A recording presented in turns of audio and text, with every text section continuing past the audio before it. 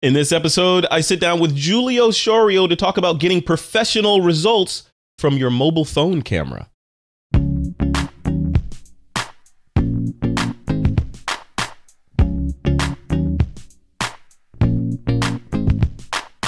Hey folks, I'm sitting down here with my good friend, Mr. Giulio Sciorio, for this exclusive Pocket Shooters interview. Giulio is one of the forces behind the whole small camera movement. In fact, back in the day, he had a site called Small Camera Big Picture, and he's gone on to other things now, but he still waves the flag of how these cameras that are small and pocketable can do really, really big things. So I thought I would get Giulio on the line here and kind of talk through kind of what his workflow is, maybe get a look into his ultra portable bag and just sort of, shoot the breeze about small cameras and particularly iPhone cameras, because this is Pocket Shooters. Hey, G, how you doing, man?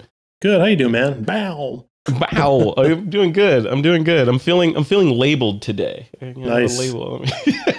Do you know what I do for a living? Can you tell what I do? Do you know who I am?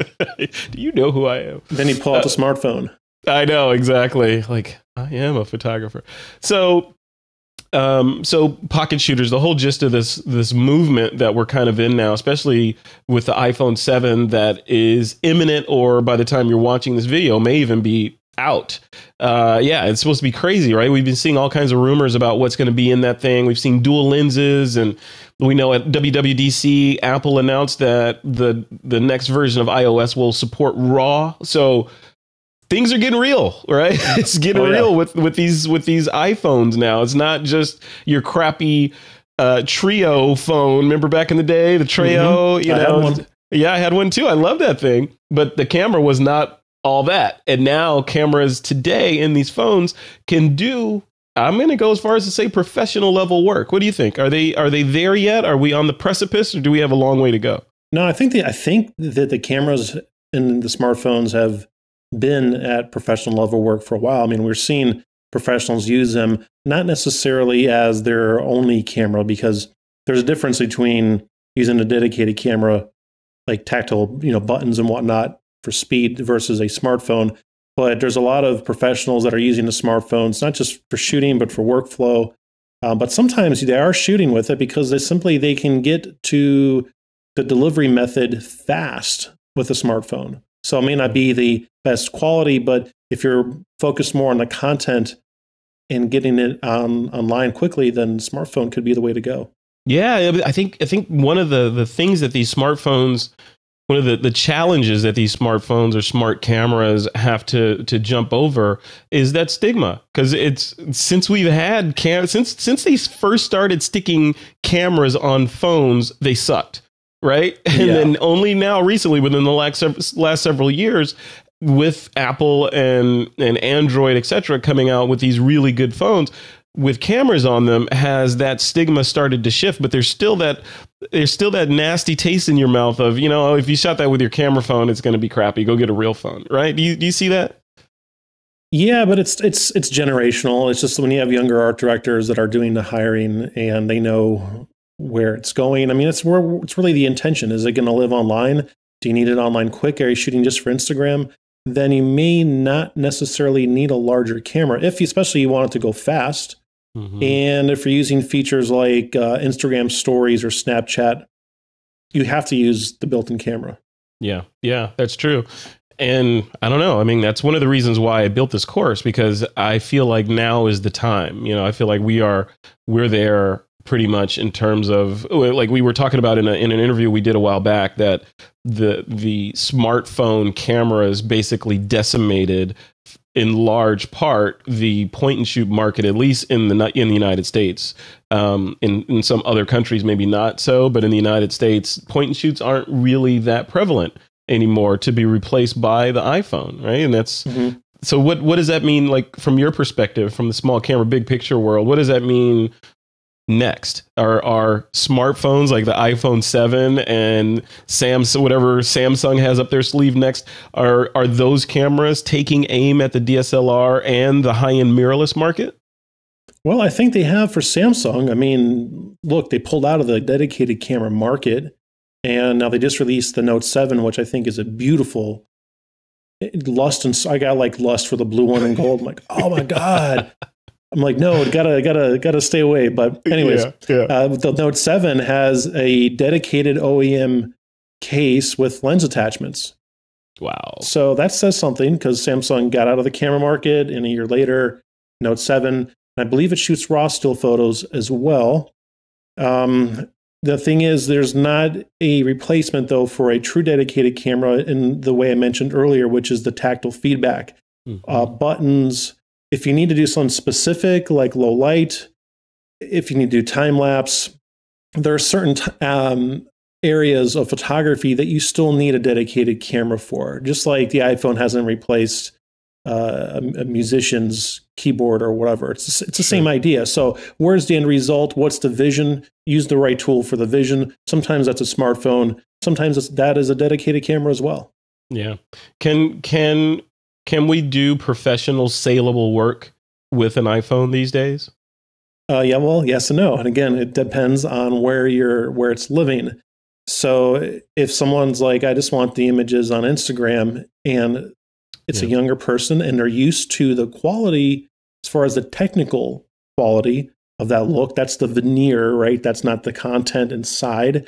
And they're more interested within the content. They're interested in what's inside the image, then you may be able to get away with it. Also, quite frankly, if you are selling yourself as a photographer that creates a certain vision and a certain look, and that look is made with a smartphone, then there really isn't going to be any surprises by the clients that hire you, and therefore you'll be hired to do work with a smartphone.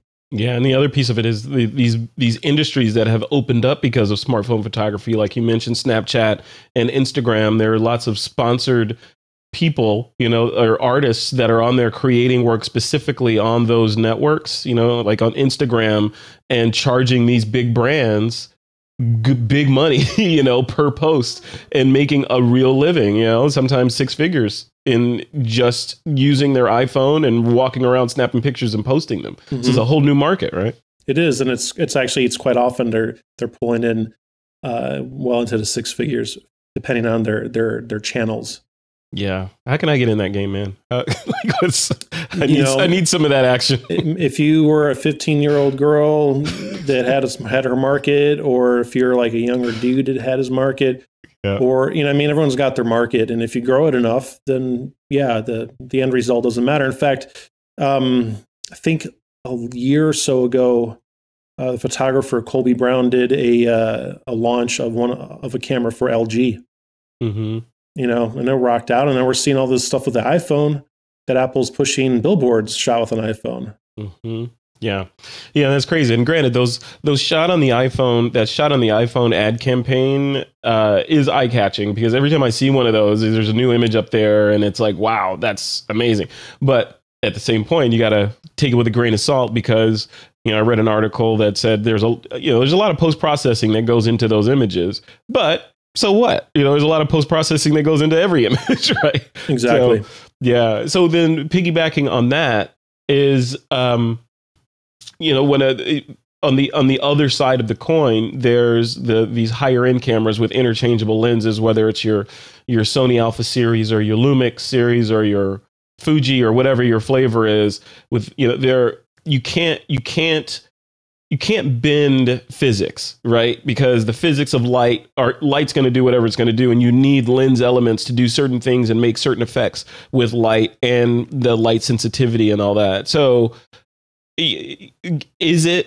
are we ever going to get to a point where we can replicate what those big cameras can do in a small camera, or do we need to? Do we need to force fit the iPhone into being something that it's not, and just let it be what it is? And then if you need something bigger, then go get it.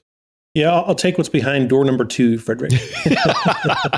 It's an and, not an or, right? Well, the reality is that a smartphone, you cannot avoid the look you're going to get with certain sensor sizes. Just like with film, some people really, in film days, loved a large format look, and they shot with large format. And there was a time when maybe they wanted, for whatever reason, they needed a different look. So they're going to use a 35 or 6.7 or 6:9 or whatever. It's a look. And quite frankly, when people get accustomed to a certain look, then it really opens up the door for artistic expression within that look. So let's consider GoPro and Instagram for a moment. Mm-hmm. So those are, 10 plus years ago, if you were to tell somebody, hey, I'm going to go shoot this amazing action video all on really crappy fisheye lenses, they would laugh at you. They would laugh at you. But the GoPro is so ubiquitous with action sports videos that it is totally acceptable now that if you were to put a fisheye lens on your larger camera to mimic a GoPro effect, you could potentially sell that because it's the look that people have grown accustomed to. And there's another look that people have grown accustomed to, which is the Instagram or VSCO look, which essentially is you're taking a clinically perfect image, and that's what these cameras, digital cameras, are designed to do, right? Make an image perfectly sharp, exposed, corner to corner, whatever, make it look good. And those filters are degrading those images on purpose to make it look like old film. And because those looks are ubiquitous, it's kind of opened the doors for a professional like myself to say, hey, I'm going to go out and shoot something on a phone. And if it looks like crap, technically it looks like crap, it'll be okay as long as the content within is good. It's the digital equivalent to stonewashed jeans with holes in the knees that you buy them from the store like that, right?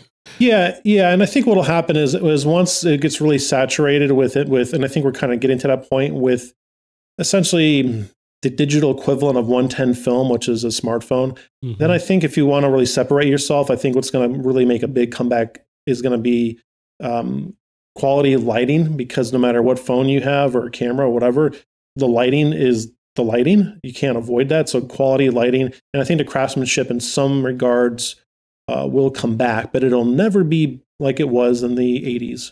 Yeah. Well, then to wrap this up a little bit, I want to get a peek in your bag too. I know you got that bag over there, the bag of goodies. The putting on your futurist hat, or just cock it to the side or something. So the idea of one of the magic draws of mobile phone photography is, like Steve Jobs said, it's a computer, it's a phone, it's all this. So you have all this stuff in your hand, so you can shoot, edit, and share while you're still in the moment. Can you see a future where the big guys, the Panasonics, the Nikons, the Fujis, take a cue from the smartphone manufacturers and say, okay, here's our new camera. It has a cellular modem and a Wi-Fi modem in it. You can also run apps on it, and here's our app store, so you can go download your time lapse. I know that Sony's have this to some degree now, but not like the iPhone or Android phones. Do you see a future where that's happening, or have they missed that boat? I don't think they missed that boat. I think it's still there. It's just like it's an island that's hey guys, come hang out on Island Awesome. It's like they can do it. In fact, Panasonic had the CM1. Yeah. Which had a 1-inch sensor and I think an f2.8 Leica designed lens. And I had one, and it was an amazing camera. I think it was just, it had, for various reasons, it just didn't sell well in the States. I think probably because it came out half into its life cycle. But did they even release that in the States? I thought it was. They brought in a small quantity to kind of test it, but they didn't really market it. But I tell you, here's the thing though, with say Panasonic comes out with another camera like that, and I hope they do, or Sony or somebody, it's not going to be an iOS. It just ain't happening. It has to be Android. Yeah. Because Apple's not going to be like, yeah, take iOS, just forget about it. It's not even a conversation. For a DSLR mirrorless camera to come out there with iOS, it would have to be manufactured by Apple, right? Yeah, and it's just not happening. Yeah. So it has to be Android. So you have to be okay with Android. And then think a hurdle, it's like a mental hurdle that people got to get around, is that would you want to make a phone call on like your GH4, the screen folds down like a flip phone, and you're like, oh, taking a photo, hold on, I'm making a call. And you like grab the lens and you're like, hello, so there's these hurdles. It's there though. Like the option is there. And if you have a camera like the CM1 will shoot raw photos, 20 megapixel raw photos into Lightroom Mobile. This is before it offered, it was raw capture. It was before Adobe offered raw capture as a special version just for the CM1. You can process your images and share it on the spot. And it was awesome. Yeah. I think if that type of camera were to get built out further and then actually advertised and marketed properly, I think that it would be pretty sweet. But in the meantime, we have, attachments that connect to the iPhone, which kind of fill in those gaps. But the invitation is there for the camera companies. Yeah, I agree. Yeah, and I these awesome cameras that we have, and having a cellular chip in there. I don't want to make phone calls on my camera, but I do want to be able to transmit data when I'm not near a Wi-Fi hotspot. And I don't want to have to tether to my phone and send it over there and then bounce it up. I want that functionality built into my camera so I can shoot and say, anything after I hit this button, or if I'm looking at the previews and I'm tapping on images, I want to say, yeah, all these go to this server and keep going, and have that just be a normal part. Kind of like what I can do with my phone, right? I can do everything like that today. I basically what I'm describing is I want my phone in a DSLR camera, but they need to do that before the phone makes it irrelevant, right? It's getting to that point. I mean, wouldn't it be amazing to use a camera, say like a GH4 or something along those lines, where you had a function button, you just hit it, and boom, it launched Periscope. It filled in a generic name, Giulio's Periscope. And I mean, imagine for like news gathering. For news gathering, there's some crazy thing going on. You don't got time to be like, hold on, let me connect the GH4 wirelessly to that. No one's doing that. Right. It's not, no one's doing that. They're not going to. So you just use your iPhone. But imagine if you had that built in, that's worth a $10 to $20 a month service for, I think, most news organizations and most independent photographers like myself that's interested in socials. Sounds cool. Boom. Now you're getting the large sensor advantage. You're getting the more accurate AF. You're getting it backed up on your memory card. Maybe it shoots a 4K to a file and then streams a low res. I mean, the possibilities are there. The cameras have the horsepower to do it. What's missing is the software and just the connecting the dots with the Japanese companies. I agree. I mean, you look at it, you just got to have the desire. All the Lego blocks, like you said, are there to do this stuff. You look at DJI, they were smart when Facebook launched Facebook streaming. What did they do? They worked with a big name photographer, Trey Ratcliffe, and Trey was streaming from his drone to Facebook Live during the announcement. Imagine if one of these other guys said, yeah, and DJI has the skies and we have the ground with this brand new camera that we developed that can shoot directly into Facebook and stream it. And, it's only, like you say, $20 a month for an account or yada, yada, whatever, something like that. How many millions of people would have purchased that? I mean, right now on Facebook alone, the last stats say 70% of adults in the United States have a Facebook account, an active Facebook account. 70% of the people here. If you can just tap into 1% of those people and get them to buy a camera, your company is Apple level almost, So, and the possibility is there. And that's the thing I think that gets a little crazy, because we see the possibility, it's there. No traditional camera companies making it. And then at the same point, there are groups of professional photographers that don't get it either. And if it was up to them, it would be back to the way it was in the 80s and 90s. Yeah. So there's that it's generational. So there's that generation of camera designers and of photographers that don't really see it, because it often takes somebody who's like 16, 17, that's really active on socials, that's shooting mainly with their smartphone, that's like, hey, once it's in the cloud, I don't have to have it on the phone. They delete it, they get it. They understand that their photos are disposable after 3 days, unless it's a really special image. They really get it. And once those 16, 17-year-olds become older and they start making careers out of in the imaging world, it's less likely that they are going to choose a dedicated camera unless that dedicated camera suits their needs. Or if they just want to look with the fashion statement of carrying something like a Leica, which is, I'm not joking, I mean, that's just a part of, it's a style. Yeah. So it's generational. So, I mean, there could very well be this implosion of just kind of like people will buy less and less dedicated cameras. It could very well happen, but it's just generational. Yeah, no, I agree. And the younger kids, I think part of, as I get older, I start understanding this stuff. When you're older and you have more responsibilities and you're jaded, I call that's scar tissue, right? So or just giving up. People just give up. you're just like, giving up. Yeah, but it's like scar tissue. When you go through certain things, you get scarred, and then pretty soon you don't have any sensitivity in that area anymore. When you're younger, you're brand new, you're fresh, and you can receive the world and synthesize ideas quicker than you can when you get older, because you have all this overhead of experience behind you that's holding you back. So yeah, I agree, man. So let's dive into your bag, man. You got a bag over there full of goodies. What do you carry around with you when you're ultra mobile? Well, I'm like being super, super mobile. This is one of the bags I've been using. This is the Peak Design Field Pouch. Look at that thing. I forgot the name. I think this is like the mini slider strap, but it's because they got these neat little hooks. I bought this with the Everyday Messenger and a Kickstarter, and I was using this to hold a lot of accessories, but then I was like, you know what? It's actually like a bag in itself. Mm-hmm. So inside here, I have all sorts of goodies. Obviously, I don't carry the iPhone because that's in my pocket.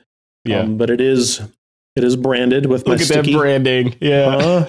Because hold it up again. Shooting. Hold that thing up again. There it is. Look at that. Nice work, man. Yeah, that's the applesauce right there, man. So in here I have a Loom Cube, which I had mentioned before. I waited so long for these on the Kickstarter because they had some delays, but these are pretty rad. I'm wanting to use these more. What is it? It's a super high powered LED light that is waterproof, shockproof, and it's controlled by your iPhone, which is amazing. Okay. So you can use these as well as wireless flashes with your iPhone.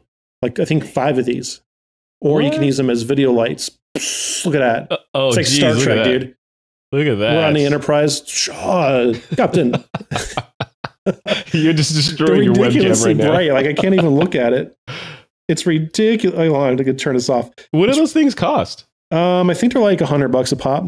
Oh, good grief, man! For that, dude, they're wickedly bright. Maybe they're cheaper now. I don't know. I'm okay. All right, I'm gonna link to that in the body of this this course. So what is that called? It's called the Loom Cube. The Loom Cube, yeah. Okay, Loom Cube. This is the Shoulder Pod S1.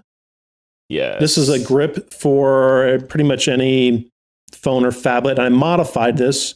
Okay, it comes with a grip, which I've removed. And then I added a cold shoe. On my YouTube channel, I got a whole tutorial on how to add a cold shoe. Oh, send me that link. I'll include that. Yeah. So this thing is boss. And they saw the video, and instead of just like offering it with the shoulder thing, they released a new version, which is all like got arms. It's super complicated. Get the S1, don't get the other ones. And then I got the little connector thingy there, and I can connect it to one of the smaller Joby. Oh yeah, there you go. Perfect. So you can do a little Casey Neistat style, or just whatever. But it's it's handy to have right there. And then I can put the Loom Cube on top, right? So I can kind of build that out, or a mic. So sometimes I'll use a Rode Video Mic Pro. Put it in the phone, and look at that, right? And if I want to do selfies, like for video, whatever, I just turn the Loom Cube around. Where the Loom Cube really, I have used it actually once as a test outside, and that's where it really came in handy because it's so bright. If it's like midday and you got sun over you, and you're wearing a hat like I am, right here. I'm all in shadows. This will fill in those shadows. Nice. Yeah. So I mean, it's got its purpose. Loom Cube, huh? Then I got the DxO1. I don't use the DxO1 all the time again, because if I got to connect it, it's a little bit easier than saying using one of my Lumix cameras, but often I'll just pack a little Lumix camera in my bag and use it. But so I'll when do you use the DxO1? I use the DxO1 if I'm shooting something and I'm like, okay, it's not moving, the subject, the scene's not moving quick. I know it's beyond the sensor capability of the iPhone, and I need a little more quality. Mm-hmm. I have tried it by reversing it and making it into like a vlogging type camera. How's that work? It works okay. Unfortunately, it blocks the mic port. So, right. You still have to be close, and then the audio is not all that good. But so is the quality coming out of the DxO1 worth the drawbacks of having to plug it in there, making sure the DxO1 is charged, and blocking the audio port and all that? I think so. I think when you're shooting, if you don't want to carry a dedicated camera, and I can also quickly share to the iPhone right from the Lightning port. So then the other workflow is, and I've emailed them about this. I'm hoping they update it, but I'm hoping that it'll transfer raw files over from the DxO to the iPhone, because with Lightroom Mobile, you can edit raw files right in Lightroom Mobile. Yeah. So what I'm doing now is I take the card out, connect it to the camera with the camera connector kit, download it in a Lightroom Mobile. But at that point, it's kind of like I'm on the fence. That's a lot of plate spinning and jumping around. And I'm thinking dedicated camera. Yeah, that's what I'm thinking. Like, well, I just carry a dedicated camera and let the iPhone be what it is, instead of putting the Iron Man suit on it. Exactly. So. The other thing I use quite frequently. This is the Ala Clip. Oh yeah, I see those everywhere. It's got the fisheye and the wide. I'm not really into the telephoto, but the fisheye and the wide are handy if you're vlogging and you need to kind of have the camera close to you. You can put the wide on, so you're not kind of like, so it's just not like your whole face is in the camera, right? And then the fisheye look is pretty cool if you want to simulate a GoPro, but snaps on there pretty easy. So that's kind of like the whole kit built. And all that stuff is in your Peak Design field pouch. Yeah, and then there's actually another item too. there's more. This is like one of those Volkswagens where like you get like 50 clowns that come out of it. That's what I was gonna say. It's like a dimensional rift right there. And then but this is the Rode. It's the Rode Smart Lav Plus. Yes, I have that guy. This is awesome. I think I bought it because of you.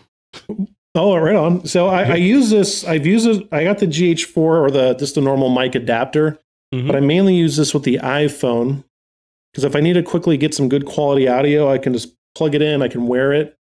It also picks up ambient audio if you're in an area that's got a lot of ambient audio, which could be good. But I don't use a shotgun mic, so I'm not doing that kind of audio or that kind of video and audio capture where I need a lot of ambient sound from a distance. So I found this to be a good combo. So if you're doing like a vlog or something and you want to record yourself. Yeah, there's no batteries required. I just plug it in. I don't worry about running it down my shirt. Love it. What I mean? Because the thing is, when you're shooting with an iPhone, people, and you're shooting like a vlog, people are not expecting necessarily a ton of polish. I mean, and that's a stylistic choice. I mean, if you look at somebody like Casey Neistat, his shots look loose and whatnot, but they're actually kind of well planned out. It's more of a stylistic choice. Yeah. And then for apps, I use Filmic Pro. Filmic Pro is if you want to squeeze every bit of quality content. I use Filmic Pro. I use the built-in. That's for video. For video, yeah. Yep. Yeah, I use Hyperlapse for video. For stills, I just use the built-in iPhone camera. You don't use iMovie on the iPhone? For editing, yeah, I'll use iMovie, but I also like to use Premiere Clip if I want something really fast. Because Premiere Clip, you can now, through Creative Cloud, you can download your watermarks, or you can download your video bumpers. It'll automatically add bumpers to every video. Oh, I didn't know that. So you can create bumpers in Premiere and share them to Premiere Clip, and if you do something quick, it'll add them to it? Yep. What? Yeah, it's sick, dude. You can do that. You can also access, if you use any of the Adobe CC apps for iPhone, like if you do capture, so maybe you capture your own LUTs, your own lookup tables, right? As you go, you can pull that into, it automatically pulls that into Premiere Clip. Wow. Okay. I got to play with that tonight. The nice thing about that workflow is that if you capture and do everything in Premiere Clip, it's a linear cut. You can't do layers right now, but it's a linear. A to Z, right? It adds a bumper, boom. You can quickly share that online. It'll auto edit for you, and you can actually pull your content, video and still from Lightroom. So you can do quick edits on the go. Lightroom backs up to the cloud. Premiere Clip, you can send to Premiere Pro so that when you get on a desktop machine, if you want to make a more sophisticated edit later, you have that ability. So you're not kind of having to reinvent the wheel. You already got a Premiere Pro timeline ready to go. That's fantastic. So you could theoretically be, well, when I say you, I mean me. So I could I could theoretically do an interview in the field somewhere really quick, And, I got 20 minutes of downtime. I could sit down, do a quick rough edit, and send it up to Premiere. Then when I get home, or say I'm traveling, get back to my hotel room, boot up the laptop, open Premiere, pull that project down, and finish my edit, and I'm good to go. Yeah. Wow. What about audio? Can you do like your own templated audio in there, or how does that feel like if you wanted a soundtrack or something? Yeah, you can add your own music. The problem with the music is you can use their music, or you have to go through Apple Music, which means you got to get your audio into Apple's cloud service, which is it's a real PIA, man. It's, right. So I'm still trying to figure that out, but the bumpers are cool. I'll show you my bumper. Yeah, let's see that. Oh, here it comes.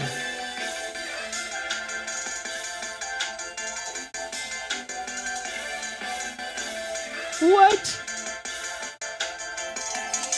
So you have that bumper set up. You can have a bumper and I would assume a trailer. So you can have all that set up. You do your quick edit, hit a button, and it's on YouTube. Well, bumpers. Yeah. Wow. Yeah, and that's the whole thing. That's the big advantage of using an iPhone or an Android phone. You can just quickly get it out there. Yeah, I love it. It's funny. We can close this off. So, but it's funny that to see how things have gone, right? Because first it was, you could go back really far, and it was room-filled computers, right? The computer took up a whole room. But you fast forward a little bit, and it was desktop computers are all the rage, and you got to have the best desktop and all this. And then desktops became all-in-ones like iMacs, and then laptops, and then tablets and mobile. And now mobile is all the rage, and the rest are kind of rounding errors in some ways, right? Mm-hmm. Yeah, it's crazy. I love it. Giulio Sciorio, man, thanks for coming on. What's a URL where people can go to pick your brain and learn more about the stuff that you're working on? Go to creatorspath.org. That's my blog. And then also giuliosciorio.com. It all goes to the same place. All right, AG, and you have the distinction of being the very first interview for pocketshooters.com. Thanks a lot. Nice. Man. Right on.